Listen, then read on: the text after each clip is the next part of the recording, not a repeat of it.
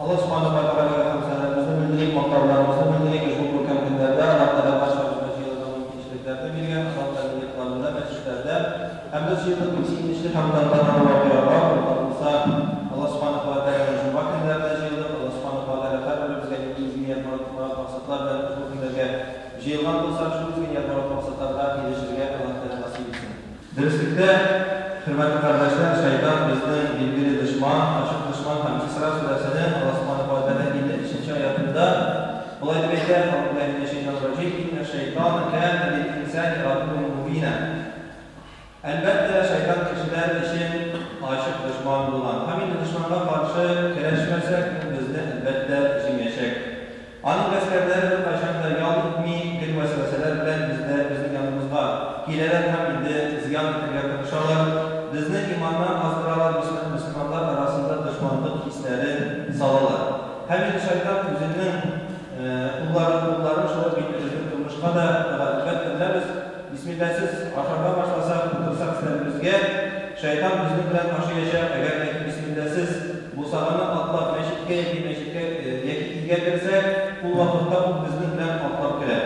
Şöyle bildi hatta bizim halkımız bilen yıklar bayatsak da Bismillahsiz bu vakitte şeytanımız bizden bilen olan. Malum şeytan bilen kireç için anı işlep çıkar için elbette biz anın kararları, anın mekendeki anın mekendeki kişinin iki fazları uyguları biz anırga hamilirge yiyiz. Allah subhanahu wa ta'ala Mücadele Suresinin 19. ayetinde bayılıyla İnne hizbe şeytan humul gâsi'ûn. Derslikte şeytanların askeri felek olacaklar böyle. Yani indi biz anı yine Allah bize Allah subhanahu wa ta'ala. Şunlar şimdi Allah subhanahu wa ta'ala Araf Suresinin 3. ayetinde bayılıyla Summa teyennâhum min beyni eydihim ve min halfihim ve an eymanihim ve an şemâilihim. Allah'ın azdırar için yani edem bağlarların azdırar için şeytan etken kilirmen Allah yanında aldan da hem artlarından da kum yaptan hem su yaptan kilirmen bireyde Allah subhanahu wa ta'ala Araf Suresinin 17. ayetinde. Yani şimdi Allah subhanahu wa ta'ala bizge aşık ayda şeytanını bizge kararda kullanın. Şeytanın fikirleri işi azdırır mı? Derli mümkünçülüğe kadar mümkünlüğe elbette eşlik edilen. Lakin ilminle bu dört yaptan kilip tırlı bozuklar bilen sizni, bozukların tırlı yollar bilen sizni Allah'ın dibeyden. Hem yine birincisi ilk daralman, Allah olsa ilahın Türk'ün Allah subhanahu wa ta'ala Hicr suresinde 39. ayetinde Allah beyler kişilerge jil izinde harem meselelerini ziynetli ve yakşı gidip kursettir mi? Hem barşamızını ağlaştırır mı dibeyler. Hicr suresinde Allah subhanahu wa ta'ala İblis lânetullahi aleyhinin indisizlerini eyler ne bu yakşı evinlerini harem evinlerini yakşı gidip kursettir mi? Günahlarını bizer mi dibeyler. Yani birinci yol faizinden şeytan bizim yanımızdakiler o da olsa günahlı amellerini bizi, günahlı amellerini, eşekli günahlarını indi bu mağdur edip kursettirge tarışar. Hem de adaştırı elbette küfürlük, hem de şirkini bize kursettir. Yani imansız bulup hayır kişiler, şeytan bilen düz bulan kişiler hatta küfürlükünü de izgi hem mağdur iş gidip sanırlar. Yeminli aramızda olan şu imansız galipler belki anladığımız şeyde inteligensiyalar belirtiler, Allah'ın sözleri sunduran İslam bulmadanlardan bildiğini bu zalimler için min ilim diyesi min bu şubşak yani ikiletme gelmiş bilen muhtaçlığı hamdülillahından kullanmaya yaşamak dibinde hayırlı kişiler. Yani yine şeytan Allah'a muhabbet sallallahu şeytan muhabbet sallallahu Allah'a küfürlükle hem imansızlıkla yani imansız bulunu bir mağdur kurken kadar bir mağdur edip kureler. Bu indi günahın birinci yolu, şeytanın birinci yolu. Şöyle bir de Nuh kavmi vahdında da şöyle bir de şimdi vakıya olan Nuh kavmi şimdi şeytan Allah'a getirgen bize gel şimdi işine siz babalarımızın izgi babalarımızı unutmaz için Allah'ın izgiliklerini unutmaz için Allah'a heykel kızınız dibeyken de şeytan hem de bu peşine bulaydı bize gel hem de Allah'ın bu heykellerini dizigenler lakin Allah'tan sınırılan durumda öz bu heykellerle davranma başlamanlar hem de Allah'ın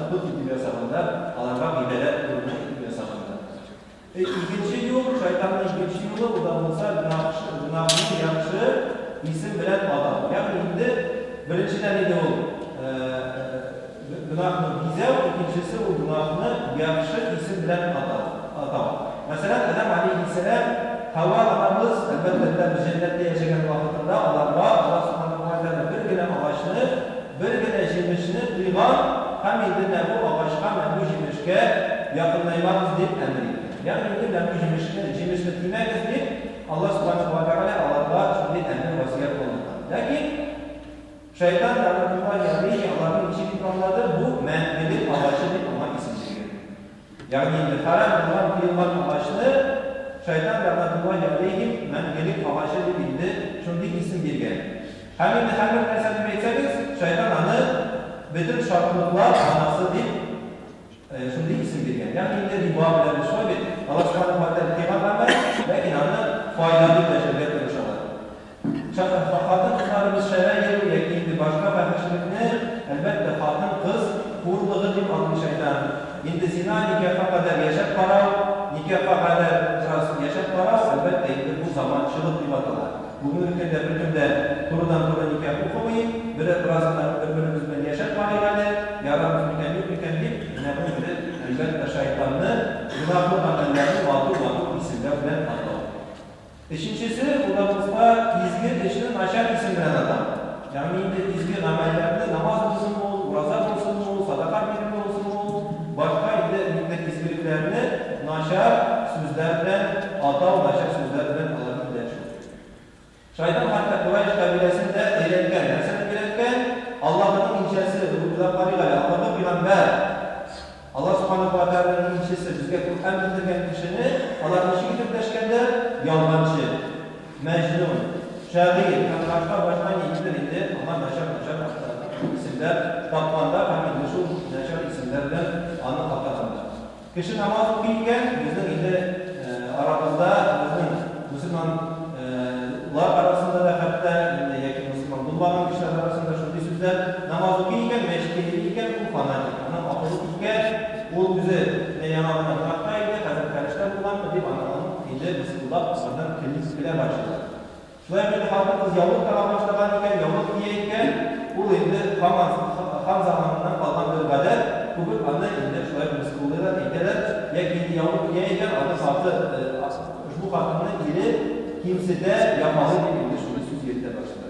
Sakal çıkarsa indi daha şamayı bu elbette şeytan anı bu kişi sakal yerindeyken bu terörist imanı yaşar. Lakin indi mesela Arap kişi düşmezse o trezvinlik olsa ama şuraya indi şeytanlar şamayı indi bu işini uçlarına başak sözlerler deşer bizim için bilmemsiyin, spiyon, normal diyecek bir gibi bir başladı. Şu elbette indi şeytanın merkezli bulman kulağına. Şuraya böyle şeytan bizge başkası deyken Müslüman kardeşlerimiz namaz tutan kardeşlerimizge şeytan gidip namazını tutar kendilerine yaşar söz anda var bir yasu onu rencit etmeyi şeytan elbette şeytanın anın fasile bildiğiniz yer indi devamşanlık diyen yeri var hem indi o ekelim gene bir adım ekelim dediğinde şuraya kişiye ile hem indi kişiye zarar giderige karışar. Şuna göre Allah subhanahu wa ta'ala Kur'an'da deyken وَلَا تَقْرَبُوا الزِّنَا Zinava yakın da giden güzelliği veriyor. Zinanın kılmamız gibi etmeyiz. Zinava yakınlayamamız. Zinanın yakın da ilerlememiz gibi eder.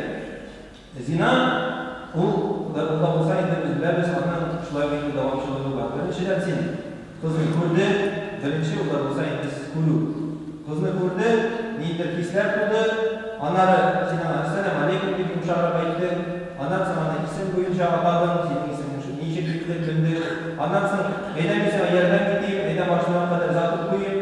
Hem başka edem ise sunkularını isterek tarzda yaşasıyken düşünce parktan indirip koyan demeyde hem de bizim anlayıp almaysan işin bizim zina kullansın. Elbette bu yollar şeytan ekelek kişini alıp para. Bir günde bir ayda kılıyor. Bir nice ay seni edip kadar bir nice ay seninden bu işgal, memnunaklı işgal indi alıp para hem indi bizim neticesine girişkenceye kadar bu tutturamıyor. Bu ilmi egerdeki biz ana karşı çıkmasın. Şöyle şimdi işler bilemiz bilirdi indi. Akşam ben işimiz iken bu vaxtda şöyle bildi. Bizden jamiyatda tanilgan endi nedir zakaz alırlar bilirsin iken at sırayla. Buna at neçe protsent bo'ladi ekan deb aytadilar. Şulay endi bu kishi birinchidan bu ishga ko'ngili yoqmay, ularni ishlariga tilaydi. Lekin endi aqllarda bo'lgan do'stlar nasayda sen bu ishga yomon kelding. Sening oldida bo'lgan ishlar butunisi atqa bilan ishladi. Sen endi bizni davrasida ketma, bizga topdirilma, agar shu sxema bilan ishlaymiz deb endi kishini narsalashni shulay endi adashtiradi. Shulay endi namoz qildi, masalan shayton kelib aytdi, sen hozir namoz o'qiding, hozir namozni o'qima, namozni qoldir deb aytmang. Yo'lda safarda boramiz masalan namoz vaqtida kira, endi u musulmon qardosh Allohga shukr deydi, namoz vaqtlarini bilib turamiz. Lekin tutarlar oshirmaydi degan bo'lsa, chunki ortdagi endi ortdan mollarni yeymiz. To'xtasam, masalan, bolalar bu yonalar yig'ib boshlar, albatta desa kerak, ya'ni baramni xotinning aynisiga borib ketganda shu vaqtda endi namozni o'qirman deb bu namozni vaqtini naslashlik chetga qoldirib, sing'arab o'qirman deb niyatli. Lekin andan kelgach, xotinning aynisi albatta damgarishlar tushirgan, o'tirib edagislarga endi otlar sunnat deb yondan o'tiramiz, namoz yondan qolar, yiqolgandan iskab tushaman namoz o'qish kerak. Lekin hozir bunday hozirsiz vaqt hozir takrorlar olib, bundan bilan yerigancha yondan ishlarga qaramoqchilik yana qilmadi. Ertangi namoz bilan birga qo'shib o'qirdim, ertangi namozga qadar o'qirdim deb aytadi, ifodalar. Shayton ana albatta ularni ertangi namozga vaqtida girmay, shayton vasvasa qilib, hamda u ertangi namozida, tungi namozida qoldiradi. Yondan jiyna boshlaydi, ham endi namozni yondan bunda o'qiy boshlasam, meni ham fanatik deb aytadilar, yana namozni gapga tashqina o'qirdim deb. Shu davrindagi bo'lgan namozlar xususiy qoldi. Shayton ishni akrimgina bu yo'lga endi kishini olib boradi. Hamda birinchidan kishi gunoh etib bilayotgan, u boshda gunohni qilirga albatta qo'rqadi. Urg'o bo'lsinmi, zina bo'lsinmi, g'aybat zina bo'lsinmi, birinchidan u gunohni qilirga qo'rqadi. Ondan so'ng ushbu gunohni turli sabablar bo'yicha do'stlari aytadilarmi yoki o'zining iymoni zaifligi bo'lganga ko'ra ekan, u narsa ishni bu gunohni ishlab qaraydi. Ham endi onlari ushbu gunohni ishga ko'ngan. Doimiy ravishda endi bu gunohni ishlaydi, ham endi g'alati bu gunoh endi qoliy boshlanadi.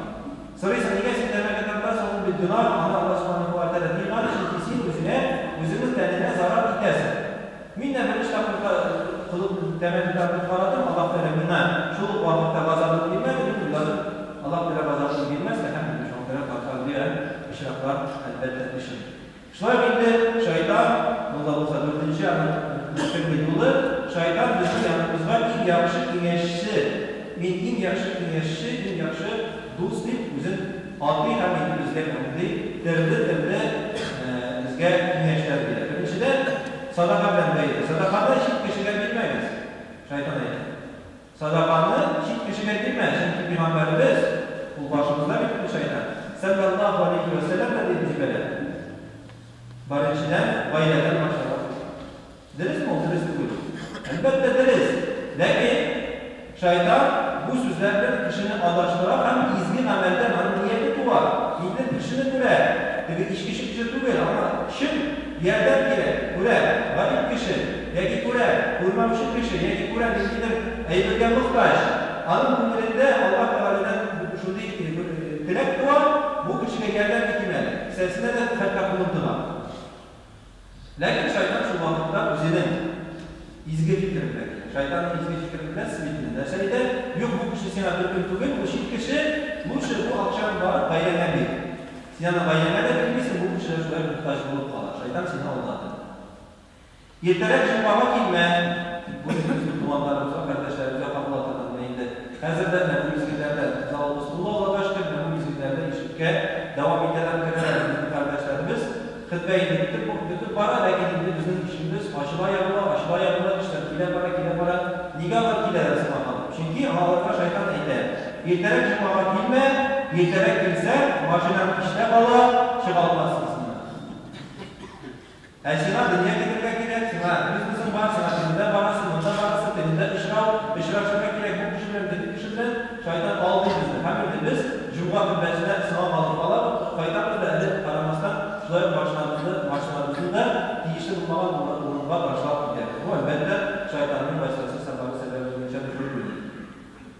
Oraza Jack'ini tutma. Jack gitken şimdi ısınlara kış bulmuş, oraza tutma başlarsa kazanıydı. Şeytan bizi kurtulma başlayın. Ben de orada bir askender kaldı. Nicik tutur kız miken, bir sefer boyunca nelisiz susuz. Dıttıra alır mı miken, yok miken diyen fikir başımıza geleyken şeytan şu vakitteki de bizge eyler, şu fikirde yok oradan tutma. Sen orada tutsan işleyemezsin, halim bitir. Halim bitkeşini işte görür de sen halisi miken de gelir. Şimdi var, balık başkadır, ben başka. Şeytan bizi şöyle adaştırır. Şöyle bir namaz hukuku meselesi de bizim kardeşlerimiz Allah başka bir yaratalar bir namaz okur ve sünnet namazları bu bir işle hemen ve ilgili bütün sırayı sizin koridorlarda ve sizin işler yeni öğrencilerde namaz okumaması. Çünkü namaz hukukunun adı konu var. Hem biz namaz kılman bağlamında ve başka kişilerde ziyan gidilmesi bekliyoruz. Eğer de ki indir kardeşimizle neyse bağlamda kazanacak bildiği başladığında bu da şeytanın usulü, bu da şeytan kiliye. Kişilerden itibarlarının imamını aldığı için şeytan bağlamı yola görmezsin. Hemen de mesela bağlama yakınlığı farklı kişilerimizde altılarımızdan indirin aşağı alıp kalbindeyken anı bütleri alışıra başlasak anda bizim kardeşlerimiz koridorda namaz okuyorlar. Şöyle, bu bize tamamlı olduğu kişiye yerden gitmeyiz. Yakınlığı başka hemde, başka konusunda olursa basın belirli bir çıkan konusunda oluşan kadar şeytan bize şimdi fikir salar, peşe aldığında namaz okuma, zonda namaz okuma. Yerden gider, çıkıp başa gider, koridorlarına usulü şimdi fikirler salar. Lakin indi burada elbette məhkəmdə şeytanın bir kısılı. Şuna göre indi anlayıcı bir şey için elbette bizlerimiz şeytan kul zahir, şeytan kul Allah Teala'nın kılıbına hem de biz anlayıcı bir şey alamız. Lakin anlayıcı bir şey için bu kısıllarını anın aslı yollarını biz ilerleyip alsak hem de Allah'ın tanıyı başlasak inşallah başak değildir. Günahlı hem de bu konuştuğu günahlarla kılmemiz. Barakallahu ve lelakum ve nefa'na min ayati ve zikri hakim. Estağfirullah li ve lekum ve lisan cemaat muslimin. Hadirin ecmaîn. İnnehu ve rahmetullahi ve cevalu kerim. Esselamu aleyküm.